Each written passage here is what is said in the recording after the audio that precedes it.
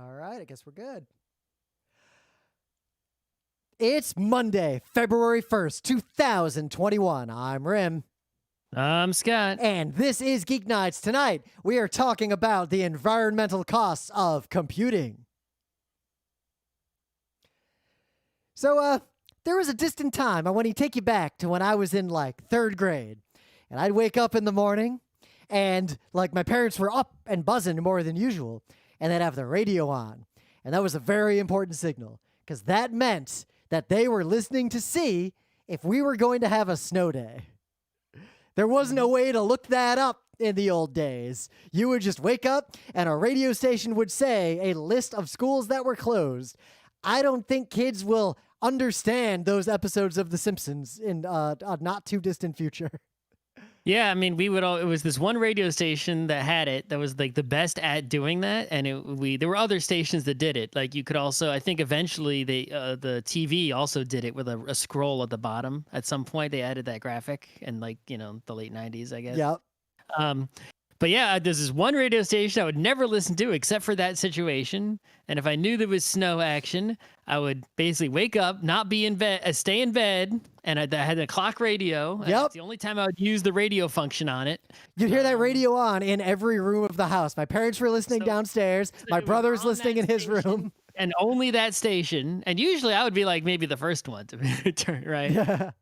And I would turn it on the lowest volume so no one could hear, and they would just say the list of all the schools, the towns in the area, in alphabetical order, and being in Trumbull, right? I'm always jealous. The kids in Ansonia, they know right away. They're just like Ansonia. It's right? You don't got to wait for shit. Those poor kids in Zizziquik. Right, but you're in Trumbull. It's like you're waiting in there, Easton. We had two schools that had very similar names to our school, and they had way more snow days than us. The names of the schools, they would just, for us, it would be the names of the towns, because they would just close, every town would just close. See, I lived in such a I lived in Detroit, and then later we lived in the dense suburbs of Detroit, so they had to go by school district and sometimes individual schools. There were 4 school districts in our, neighborhood. Oh, these radio stations would just be covering half of Connecticut. So they would just be naming every single town in, right? And then I guess they also did some private schools. They'd be They would go by, ours would go by the county. No. But that was huge. So it was it was an ordeal. You had to find the right radio station to get the news. There was also a hotline you could call, but it was always just busy. So there was no point. I feel like they just had one modem. Fairfield County has 23 towns in it, so. Yeah, there were multiple schools that might. They were definitely covering more than this, at least the ones I see here, because they definitely mentioned towns that were not on this list. So. But we're in this weird situation where, even as an adult, as a kid, when I got older, schools definitely canceled school less readily for a lot of reasons. There were just fewer snow days. But 2. As an adult, I've noticed that I don't often get snow days, but even I would occasionally, even living in New York, get a snow day every now and then. Except now with COVID and everyone easily able to work from home, don't really get snow days anymore. I can't honestly say whether snow days have increased or decreased, or if they've been more or less trigger happy over time. I need to see data to know for sure. Yep, this is definitely kid brain bias, but I'm confident second grade we had way more snow days than 7th grade. But my feeling is that they it's my feelings tell me both answers are correct. It's yeah, they do. They make you go to school now more. But also my feeling says, yeah, they're too safety minded. They're more snow days. And I'm I don't know if there actually are more or less. And why did my brain just feels like both things are true at the same time? There's another factor that the science of getting snow off roads got better. The operation of how they do it got better in a lot of places.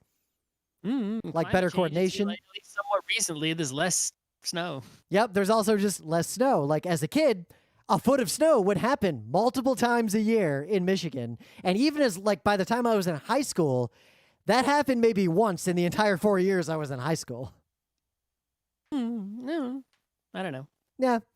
But I saw a ton of kids on Twitter. I bumped into this like cluster of communication, and it was a bunch of kids kind of very rightly realizing that the concept of a snow day was probably killed by COVID because the remote infrastructure that was set up will mean that schools will never bother with that again. They'll just make them like. New York is closing school tomorrow, even though I think it was technically remote learning today. But I'm telling you, I guarantee no remote learning happened today, right?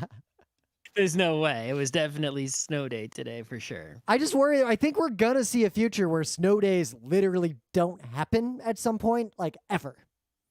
I think they'll definitely go down because of climate change and the remoteness and whatever. But I think there will still be some amount of snow day.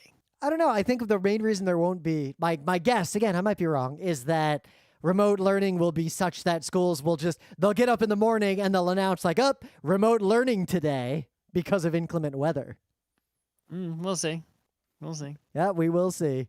So yeah, it's Monday. It's not time for a Tech News Roundup. We actually have some show topics. Like, what's going on? You got another month. Yeah. So. I can't. I get to do that once a year. I got to save it up. I got to treasure it. All right, so this is a tiny news, and it's game and tech related, right? So we all know that Nintendo's online multiplayer is trash. And for a lot of reasons. It was trash on the Wii, right? And it was the GameCube barely had any. So the Wii is really where it started, and it was trash.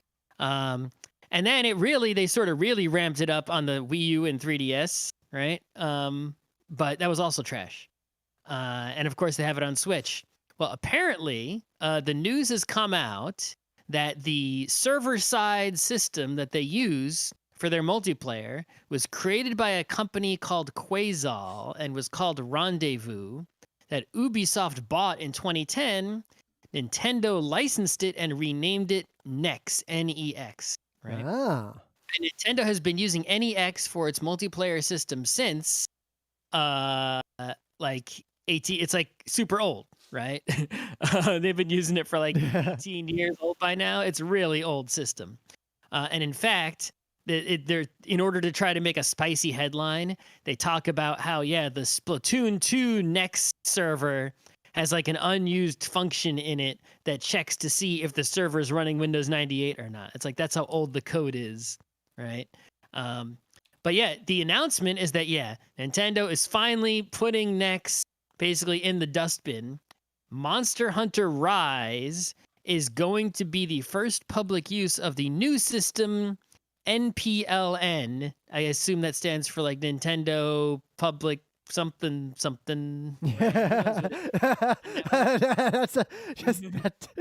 That is the level of journalistic commentary you're going to get from GeekNights if you're new to the show.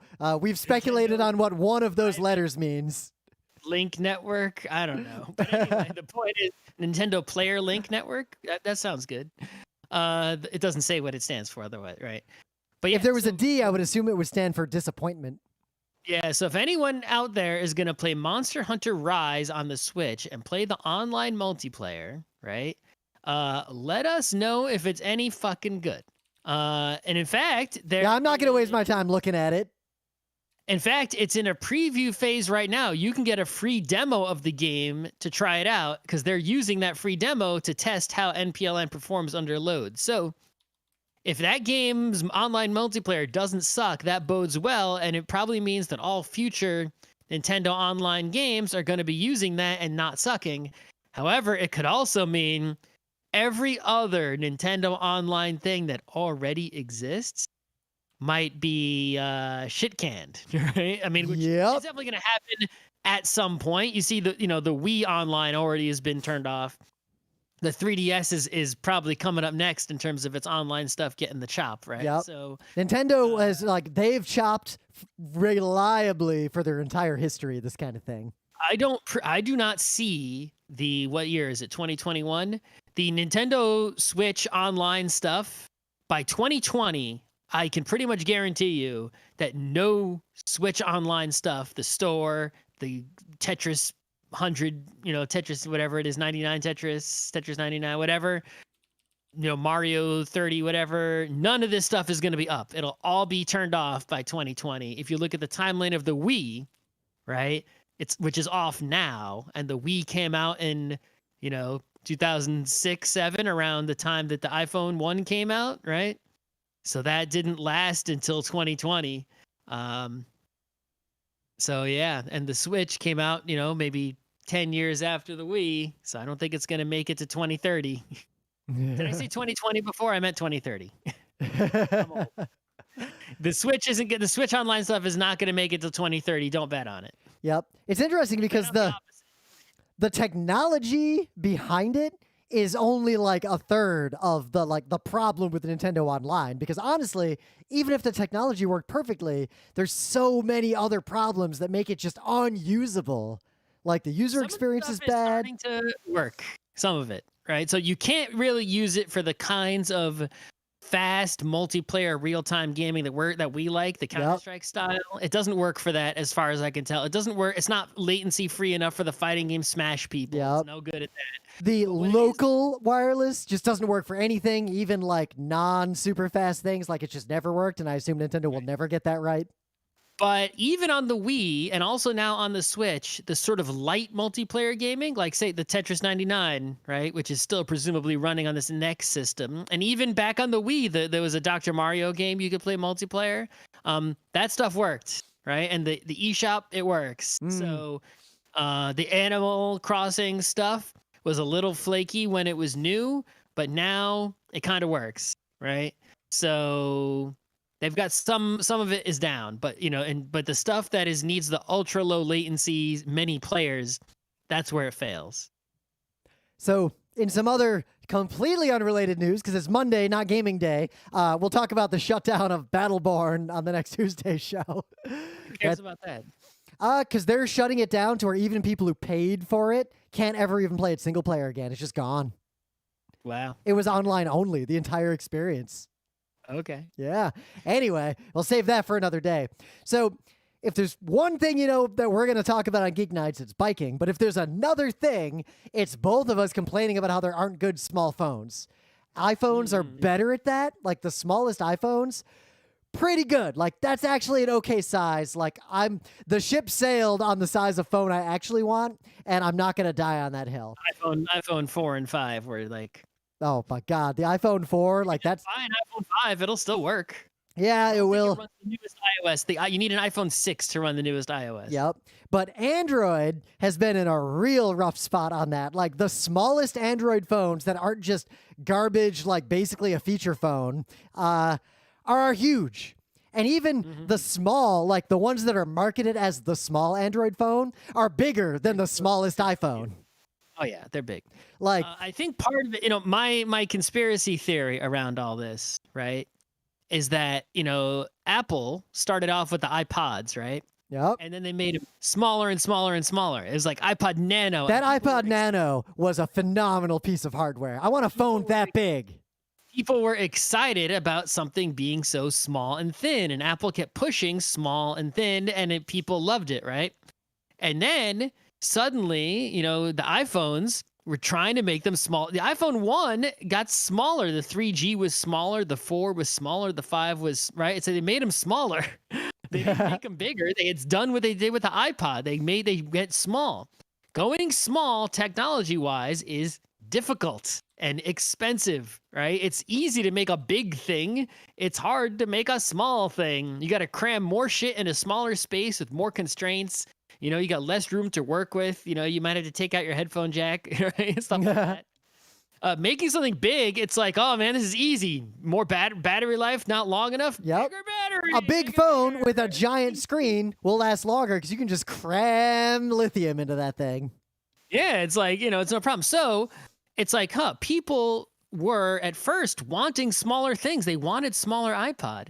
But now people wanted bigger phone. I don't think people, right? It's again contributing to my belief that for the most part, it's not people's wants that drive the market. It's the market that tells people to want. Coupled with, because they were told to buy SUVs, not because they wanted them in the first place, right? I agree with you, but with one caveat. I think there is an actual market force also at play, and I think that's the parallel move away from people even having a computer at all, and the number of Americans who have only a phone or a phone and a tablet to the point that a lot of people want a If you got phone. a phone and a tablet, wouldn't you then still want the small phone and the big tablet? You'd think that, but what I see happening is a lot of people just want a big phone that's big enough to be a small tablet.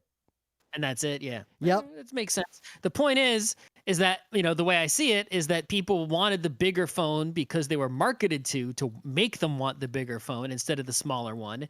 And then, I think the reason that the marketing was telling people to get a big phone was because the other non-Apple phone makers couldn't produce the small phone. They just couldn't do it. It was too hard. Yep. They couldn't, right? Apple was just better than them. And But also, Apple phone, they would have no chance. So they instead convince people to want big phone, and that way those people will, right, then they can actually compete with Apple, right? Especially because Android phones are usually sold at a lower price point to a different market segment.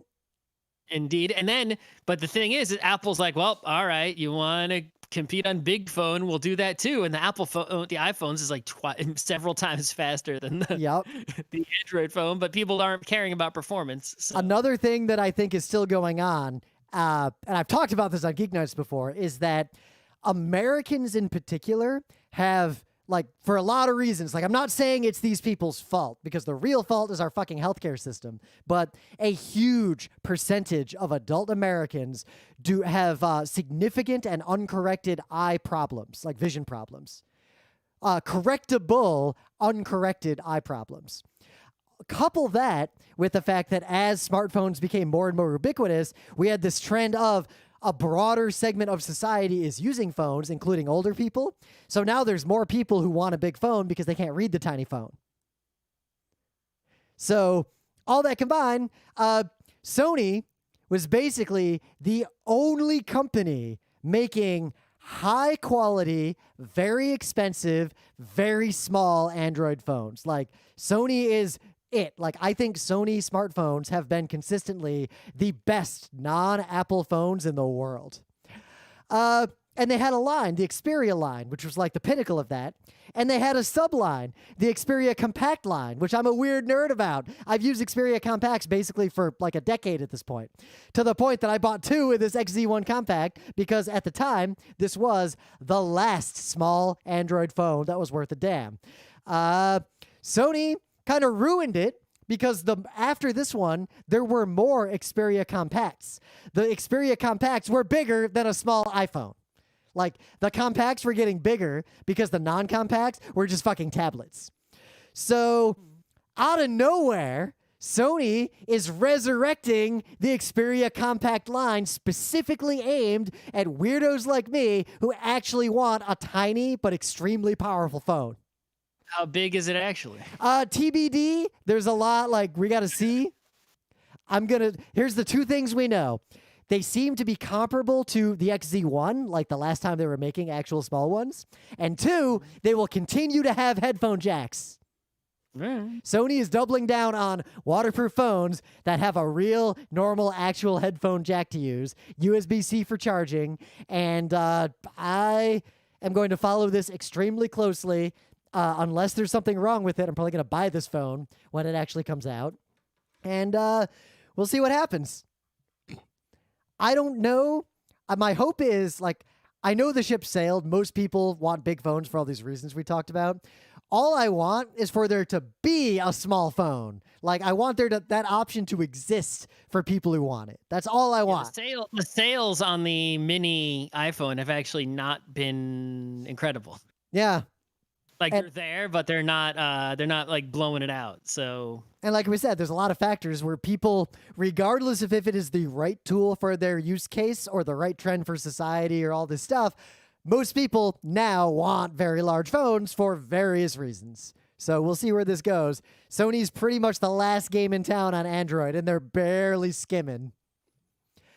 In some other news that was kind of just funny and sad, you can read these details, but Tesla has to recall like over 100,000 of their vehicles because... No surprise there. Yep. But it's because the media control unit, like the touch screen that's used to configure like everything on this stupid car... Oh, I did see this news, yeah. ...will just stop working eventually. And it'll stop working. I'm going to skip some of the details because you can read the article. But the reason it stops working is kind of it's sort of built in that it's guaranteed to fail after a certain number of times you have started the car, because it will consume memory that basically will become non-reusable at a slow but steady rate every time the car boots, and the car will boot every time you start the car.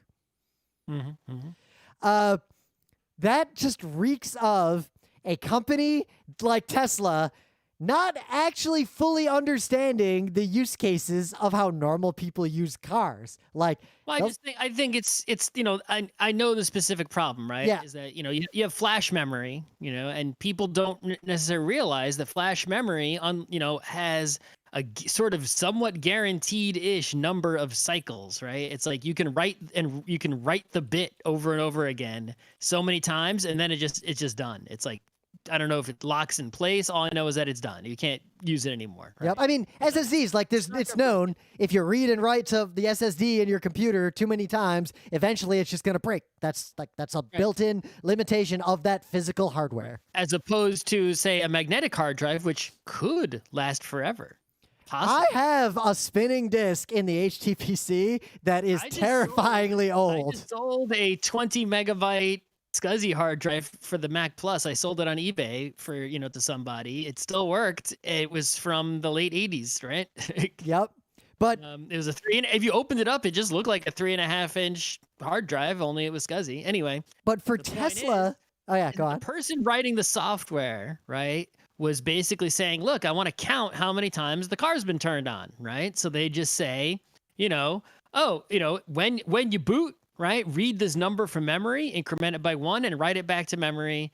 So but the programmer isn't thinking about this, the system as a whole. Realizing like, oh, that piece of memory that I'm writing to, it's NAND flash. Right, that I can only write to so many times, and therefore the car will only be able to turn on so many times, and the code will, it's like. Now in a computer with your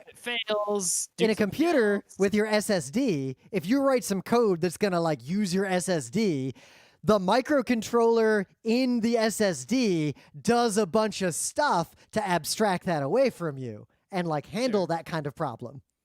But if you're writing, extend the life of the drive as much as possible, but it will eventually break. But when it does, you're not in a car. You're not sitting where you can't start your car. You can't start your computer. So you just go buy a new. It's also the mean MBTF, like the mean time before failure, MTBF of that component. Like a computer person knows the mean time before a failure of an SSD, and you take that into account when you build systems. In a car, you can't have that, right? You need to. So when you're engineering the system, right? We've gotten too used to in engineering most products that have computers in them of doing sort of the hardware, the integrated, the like low level programming, like every layer of abstraction has a different engineer, and they create interfaces, and abstraction layers to communicate with each other. But nobody is considering really like the whole thing together, right? Because it's so ridiculously difficult to do that with the complexity of the systems we develop these days. But also there just aren't people who understand all the different abstraction layers, right? It's like, or you're someone like me where it's like, yeah, I understand, from point A to point Z, but I just don't want to get involved in some of those layers. I just want to stick to the ones I like and not deal with, say like the JavaScript-y layer out there. Well, this gets into a fundamental point that we've talked about in GeekNights way back around engineering and engineering. Mm-hmm. And if you're doing cars, you have to do the whole thing from top to bottom and consider the consequences of some decision in the dashboard all the way down to the wiring, right? And the chips you got in there. Like the classic example, the one that everyone always in every textbook is Therac 25, that medical machine that shot radiation at people, and a bug in that software killed people. Like that's a world. That's when engineering needs to have formal practices and certifications and regulations. It's no surprise that a shit show like Tesla does not have the engineering rigor in place. Right? No surprise at all. I mean, I saw a commentator who said something to the effect of, this was years ago, bit by bit, Tesla is learning that disrupting the car industry is not that easy when you ignore the 40 years of collected expertise of the modern car industry that figured out solutions to these fundamental problems, and you want to reinvent all of that. Mm-hmm.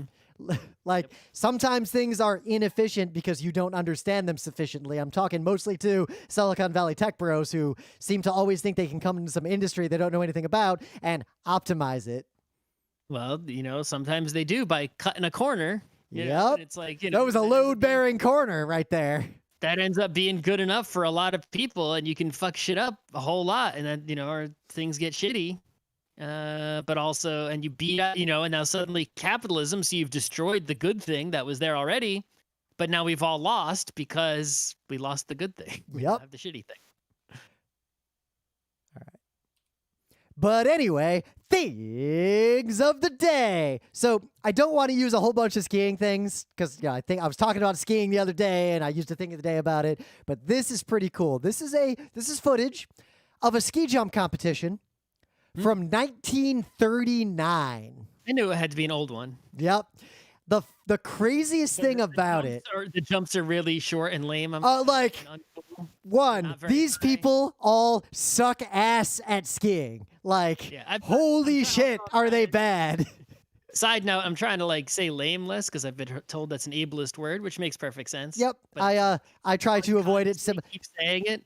Yeah, it's a tough one, especially because I get conflicting messages from different communities where that word is relevant to them, so I'm just trying to avoid using it generally. Yeah. But anyway, the point is there are plenty of examples out there of, watch old sport, watch new sport, and you'll see, wow, people were less good at sport then in the past, right? Yeah, well, it's like the old. There's a gift that goes around showing you the gold medal vault jump from the 40s versus the 2000s, and it's oh. So nowadays, ski jumpers aren't going for distance because they can go so far that it becomes dangerous to an unacceptable degree, and there aren't slopes. Make a ski jump place that is super long so you can go farther. You need a long enough slope. There's a lot of reasons for this. Maybe I'll make that a thing of the day, a video that explains the physics of that. But anyway, in the old days, they went for distance because they couldn't really get that far. And the funniest thing is their technique. Everyone has their own special technique.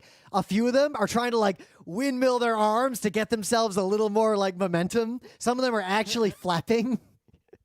It's just kind of funny and sad. You watch a modern ski jump. Before we had scientifically determined the optimal technique, right? Yep. It's people just gonna try whatever they can try. Look at old-timey baseball. A lot more interesting things happened before people realized, wait a minute, all we have to do is just hit home runs and nothing else. Why don't we just optimize hitting home runs and nothing else? Yep. So what do you got? A little robot-y. You're getting a little robot-y. Yep. So the local recording will be fine, but there seems to be some internet bandwidth issues out in the wild. Oh, okay. So anyway, I think I talked about this somewhere recently. I forget where. It might have just been a private conversation, but I saw this 60-second documentary. It's a whole YouTube channel of 60-second documentary. I don't know if the channel is any good or not. You can find that out on your own. This is the only video I've watched on this channel, and it is a documentary of a person whose only job in life, right, is that they are a squirrel wildlife photographer. All they do, it's in Nikki Colmont. All this person does is photograph squirrels, right? They set up and they have become an expert at doing this. And you can learn about, 60 seconds worth of information about this person. But yeah, if you have any interest in, the arts, right? Photography specifically, I think this is a great, lesson. It's you need to find your thing, whatever your thing is. I can't tell you how to find it. I haven't found my thing. Have you found your thing? I don't know. But if you can find your thing. Apparently my thing is the fixed protocol. God damn it. Right? Why can't I have a cool thing like taking fun pictures of squirrels? That's my cutie mark. 39 = 3 just appeared on my ass one day. Exactly. But yeah, this guy, pretty good, cool stuff here. Great photos. Yeah. Also, squirrels are great to photograph in general because squirrels are just great. Yeah. In the meta moment, I feel like between the snow and the fact that I'm still just stuck inside and going crazy, might start reading the Tale of Genji again. Because I keep reading. Every time I'm gonna read, I read a comic book instead. every time I'm going to read, I read nonfiction instead. All right. Well, But like I said, there was that book I was reading. I'm almost done with it, the nonfiction book I was reading. And I felt this urge to read a fiction book. And I decided that the moment I have the urge to read a fiction book in the apartment, I'm going to read The Tale of Genji instead of whatever I had an urge to read. Because I do also want to read The Tale of Genji. My rule is I cannot read any fiction unless it's The Tale of Genji. But I'm still reading nonfiction for now, but that might change real soon. yeah, you know what happened to me is these hockey games and also video games keep taking every time I got some free time, I find something else to fill it with that isn't that. Yep. Like I'll be at my computer. It's like, oh, I could just go sit in the other room and read. And then Hades just starts and I'm playing Hades for a while. And then someone's like, hey, you want to play Phasmophobia in VR? And now I'm in VR. And then it's midnight and I got to go to bed. Yep. Hades just keeps falling back into my hands. That game just is, it's satisfying an itch. Yep. It's good stuff. It is.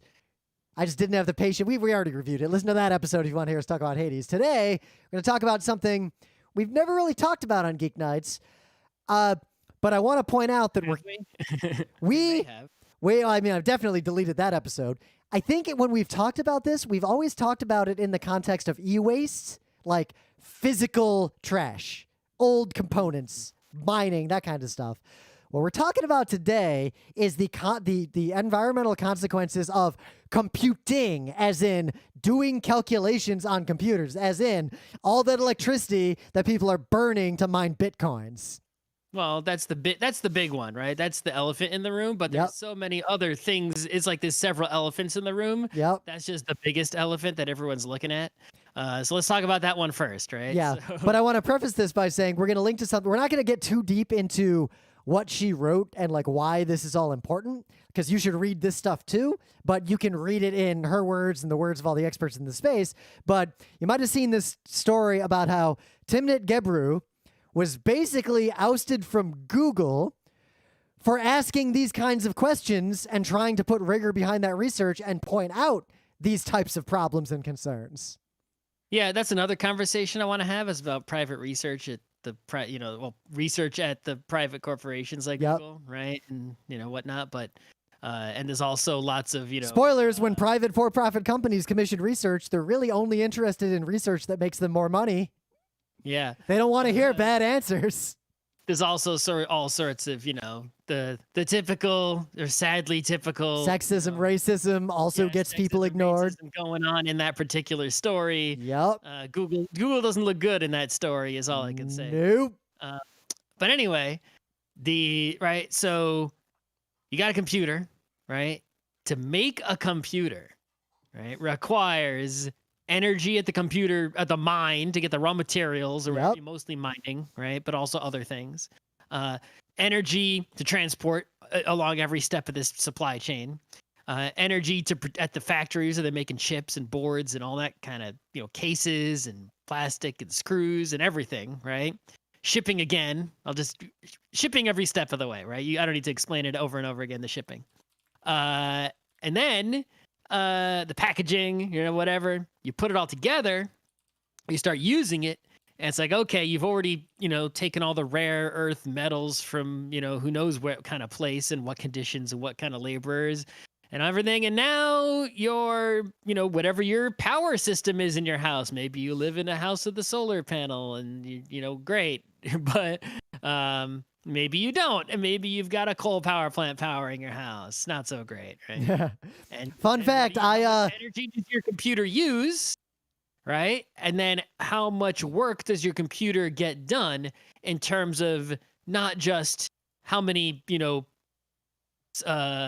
instructions does it process, how much work you have it doing, but the work that it is doing, how much is that benefiting people and society, right? I could run a fancy 3D screensaver and not be in the room to even look at it. So it's doing nothing for anybody. Yep. It's heating my house. Maybe it's cold out and it's efficient space heater. Yeah. It's like, that's about it. Is that worth it? Would Yep. we have been better off with a space heater instead? But this is a conversation that almost no one in the computing world even wants to have. Like, no one wants to talk about this, and they'll often, like, if you try to bring this kind of stuff up, you'll be accused of being reductive. It's just, everyone's really avoiding this conversation.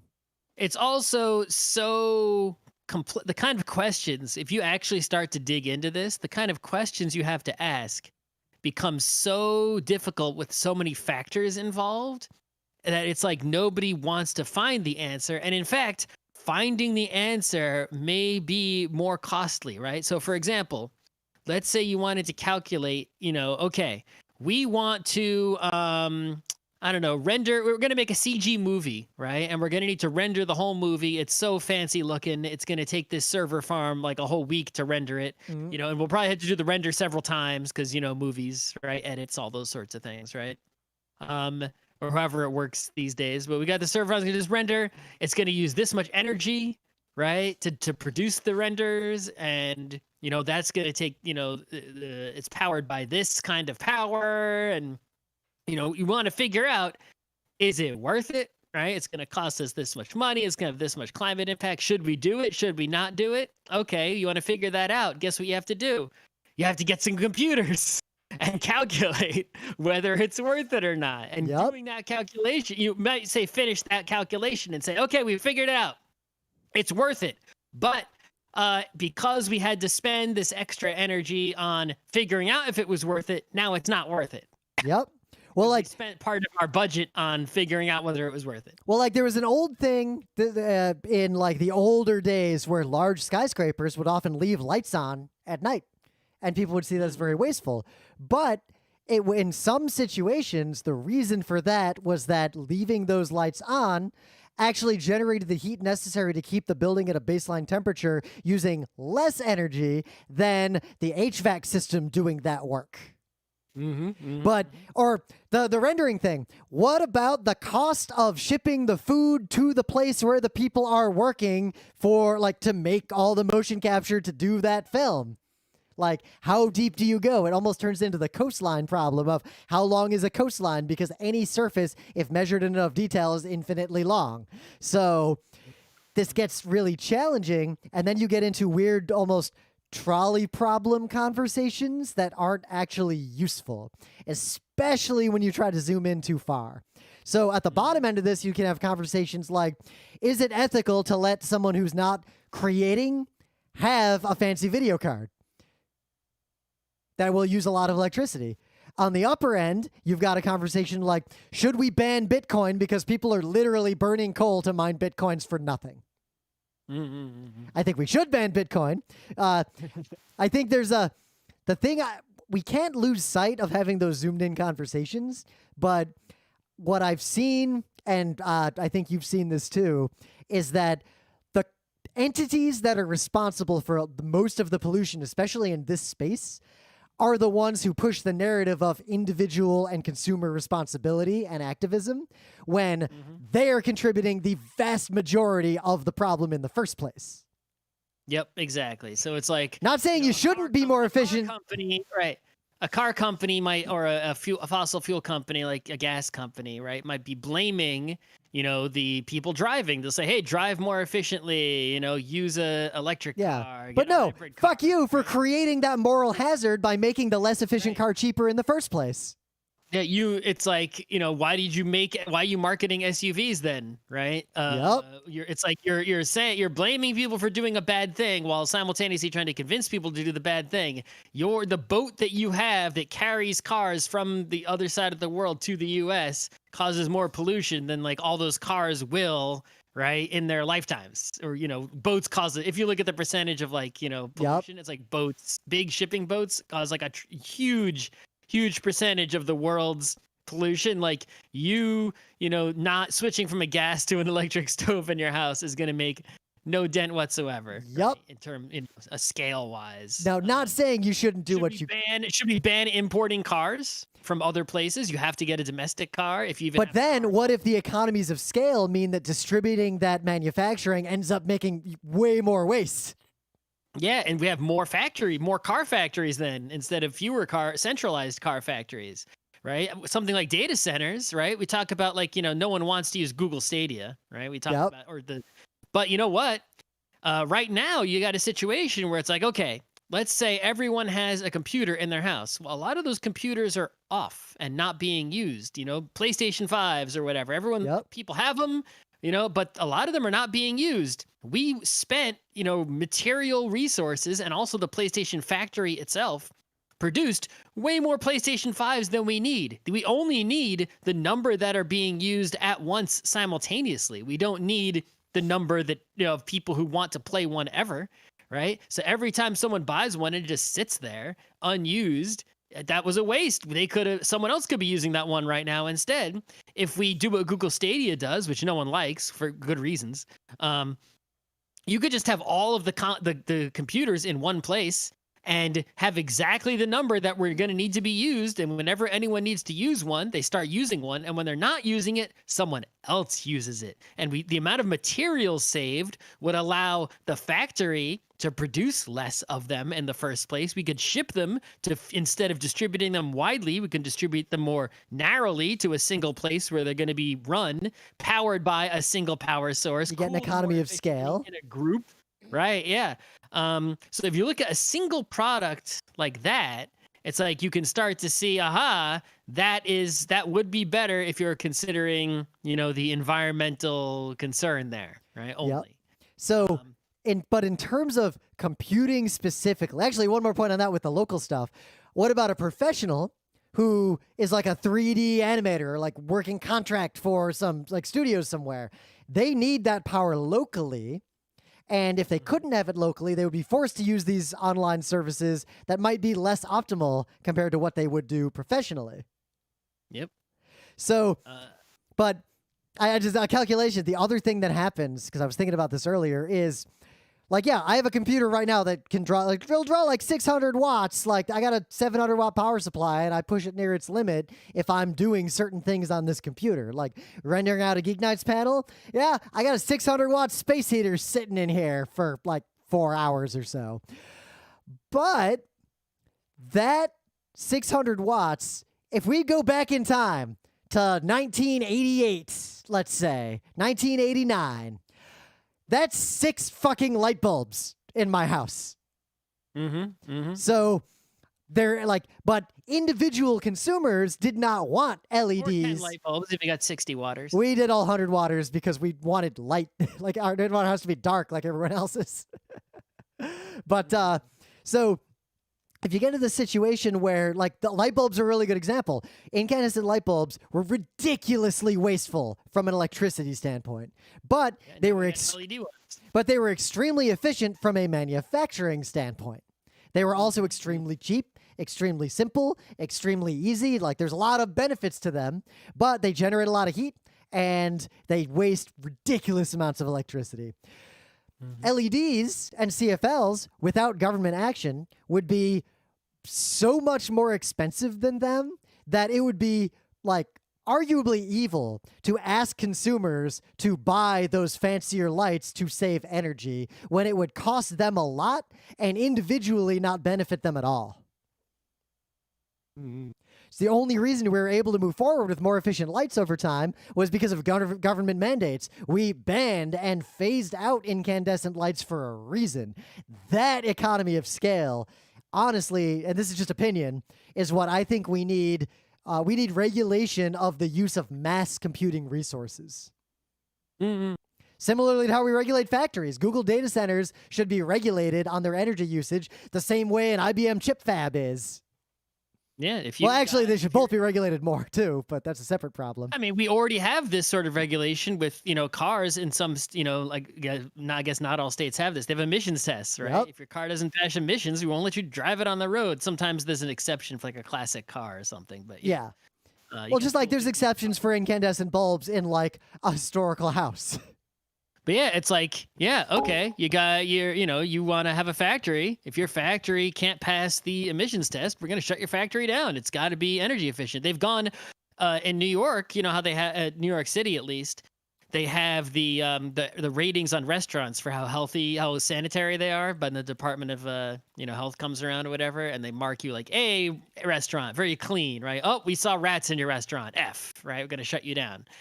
They recently put up energy ratings on all the buildings. Simply informative. I don't think that they are what system they use to do the grading. Like the or leads if thing, there's because any- Europe's been doing this for a while. Like Germany's yeah, really good I don't about think there's this. any enforcement around it yet, but I know that our building got like an A, like a 90-something grade in terms of Yeah. energy efficiency, and other buildings got like, just near us, like they look like super new buildings. They've got like D's and F's, so like they must be doing something in that building that is like, I don't know, they're poorly insulated, their heating Yep. system shitty, their cooling system shitty. I don't know what they're doing that's bad. They, maybe their roof is not white. I don't know what their windows are bad. I don't know. But they're doing something that is making the building, have lots of, emissions and waste energy usage. It's not good. So the specific thing that we want you to think about, because we're going to end the show soon. I'm getting a little hungry. Got some things to do. But because we're not experts in this space at all. Like, don't Hell think that we are experts here. We happen to just be two white guys doing a podcast. But That's right. what this paper raised is something that almost no one is thinking about, specifically the carbon footprint, which mostly comes from the electricity used to run the computers that are doing AI shit right now, like machine learning. Yep. It's not like, oh, yes, the computers use more, but are they using that much more than what data centers did previously? Like, no. Machine learning, like using a machine learning model to answer a question, generates so much carbon dioxide that we need to be talking about that. The problems we're solving with machine learning, irrespective of all the other moral hazards there, like implicit bias in algorithms, like we're encoding racism and sexism into these solutions, even independent of all of that, we're literally burning coal to solve these problems. Services we use online that do like facial recognition arguably are burning coal to make that happen. Mm-hmm. Huge amounts of it. And part of this paper that sort of triggered our conversation is quantifying that. And that is what is making a lot of people uncomfortable, pointing out the specific carbon footprint of one transformer with 213 million parameters in a neural architecture search generates 600,000 pounds of CO2. Yep. So, just to end it, one more. Like that Tesla thing. Programmer doesn't think about that. He just writes the algorithm. Well, they just write the algorithm. See? Implicit bias just creeps in. I just have one more scenario since it was so relevant to our snow day story, right? So let's think about, the cost of the remote learning, right? Energy-wise. So, all right. Millions of kids. I was reading stories recently talking about how, actually we're using tons of energy collectively by doing video chat. If you just turn off your video during video chat when it's not necessary, you'll say if everyone did that, we would save quite a bit. But it's like, okay, well, so every school is remote learning. So all these kids have their video on all day. It's using up a lot of electricity, but those kids aren't going to school. So the transportation cost of going to school is now gone. Yep. There's also a social cost of not having video chat on deeply reduces engagement, especially with education. There seem to be some early papers about that. But the school building, you might not need the school building anymore, right? You might be able to just get rid of school buildings. Those are using up lots of energy, heating, cooling, lights, etc. But then you'll lose, something you can't do at school, like a chemistry lab or, band, I guess would be difficult, or sports, right? It's like you're missing those learning opportunities if you don't have the school building anymore, right? So it's like there's all these trade-offs, right? My computer is on, but that means the heater in my, office turns on less often than the heaters in the other rooms. Right. So it's like, am I using this electricity or am I using the gas that goes into the heat? I think I've used this every now and then, but let's think like forward thinking. Like if we use the energy on the machine learning, is that going to result in a savings elsewhere to offset it that makes it, okay? In the same way that the increased manufacturing cost of LED is very likely a net benefit to society because of the radical decrease in electricity use. So, future thinking, remember this. There is literally no difference between an electric space heater and a computer. Fundamentally, you pump electrons through it and heat comes out. I think there is a far future. There's a lot of reasons we can't do this yet, where arguably, as we move to an electricity-driven society and back away from fossil We're fuels, already in an electricity-driven society. but then we're in places like New York, like a lot of places still use gas, say for cars, gas for Sure. cooking. Yeah, there are things that aren't electricity. Like we're not Some are. we're not flying to PAX in an electric-powered plane yet. No, not yet. But the move to electricity, a lot of people will say that, oh, well, you're just putting the problem somewhere else. And yes, that's true. But we're putting the problem somewhere fungible. Once everything is powered by electricity, we can have very hard conversations about exactly how that electricity is generated. But also how much efficiency is lost by converting everything all the time. Yep. Right? Like those extra turning conversion layers, or how like much turning energy, how much gas. electricity is lost on power lines, just moving itself. And there's a whole complicated space we got to deal with there. But I would like to see a future where bulk computing that's being done for the benefit of society could somehow be harnessed. Like imagine if the heat in your house came from the computers in your house that when you're not using them, they're trying to make vaccines on their own. Right. But also the opposite is true, right? How many places on Earth are people using those dangerous shower heads that use electricity to heat the water? Yep. Right? If they're not set up properly, they can just, kill you. I've used those shower heads before. They're fucking terrifying. Right. But all of those could just be doing computing and heating the water at the same time with the same amount of energy. What if everyone's house had a like the furnace in your house was basically a bunch of futuristic GPUs doing doing computing to make the world a better place because it wastes And the also same heating the amount of water as a electricity. Side effect. Yeah. Yep. Arguably the argument you could make is that a space heater that's not doing calculations is unethical. Yeah, it goes both ways, right? It's like you're doing calculations for no purpose, like making bitcoins. You're just wasting electricity and generating heat and burning, the earth, setting it Yep. on fire, quite literally. Yeah, Also, if you just are using electricity to just heat something only, you just like an electric water kettle to make tea, right? Which you have, right? It's what like if that water kettle was a little AI? energy.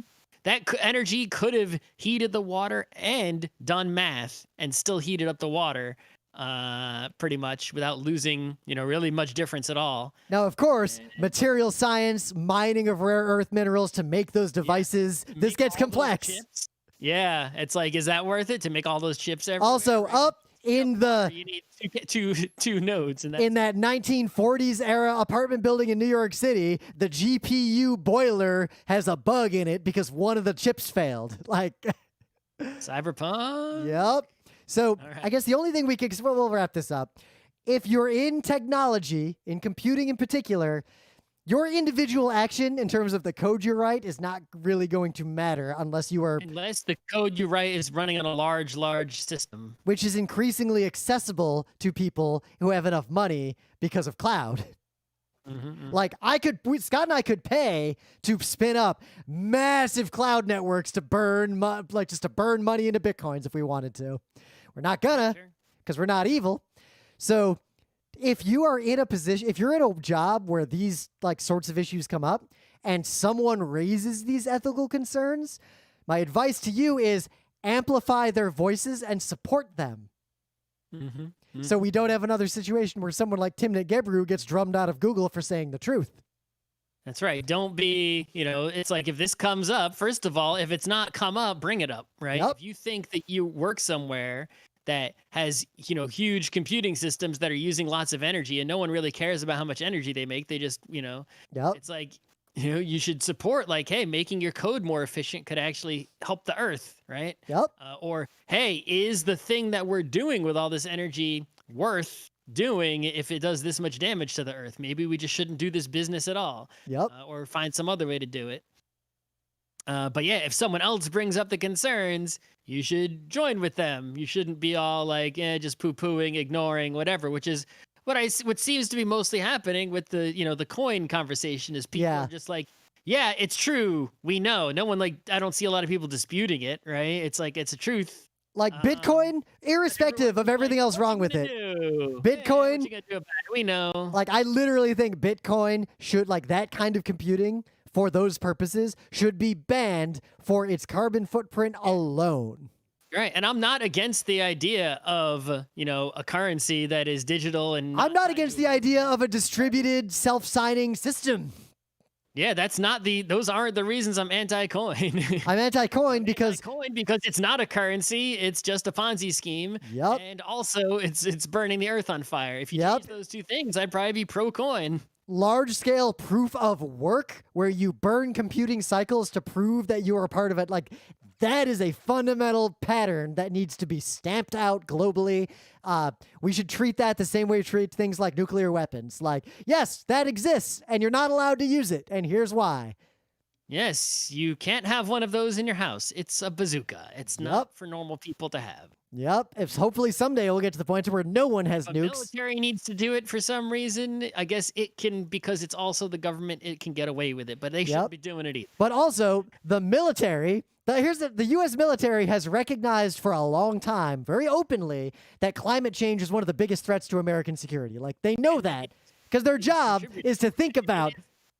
And it is one of the biggest contributors to said climate change. With Yes. its, jet that uses a shit ton of fuel and. So arguably, the U.S. military should be focusing very hard on reducing its own carbon footprint because that reduces the likelihood of a war that the military will be necessary for. So yeah, just if nothing else, like think about this stuff. Like RIT made us at least take a few classes on like ethics and technology, I but took literally every single class that was available that was something along the lines of technology and society or whatever. I took every single one that was offered while I was there within Same. the credits that I had to take. I was a lot of them. In IT, they were required. They were part of the core curriculum, at least when I was there. Yep. I don't know if they still are core curriculum, but they were at the time. All right. I think that was a solid show.